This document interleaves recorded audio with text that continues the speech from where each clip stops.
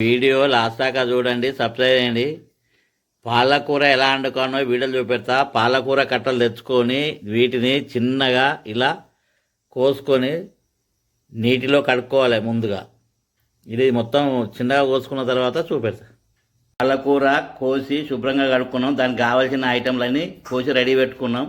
Stove అంటు పెట్టినాం. Stove పైన మట్టి కంతులు పెట్టినాం. అందులో 2 చెంచాల నూనె పోసుకున్నాం.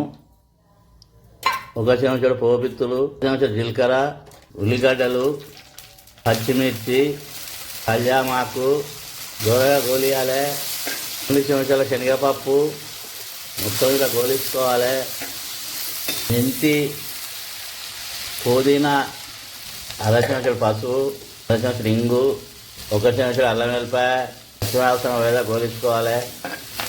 పాలకూర వేసుకోవాలి, కొత్తిమీర. ఈ పాలకూర మట్టి కట్టుల్లో వండుకుంటే చాలా రుచిగా ఉంటుంది. ఇది ఏం లేకుంటేనే వండుకుంటాను. అట్టిదే పాలకూర. ఒకసారి ఇలా కలుపుకోవాలి. 1 చెంచాడు కారపొడి వేసుకోవాలి.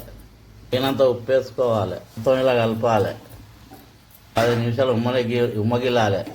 కూర రెడీ అయింది. ఇప్పుడు స్టవ్ ఆఫ్ చేయాలి. దించుకొని దీన్ని మెత్తగా రుద్దాలి.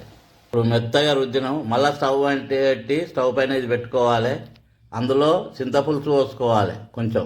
ఇప్పుడు చింతపులుసు పోసుకొని ఒక 5 నిమిషాలు మళ్ళీ ఉడికించుకోవాలి.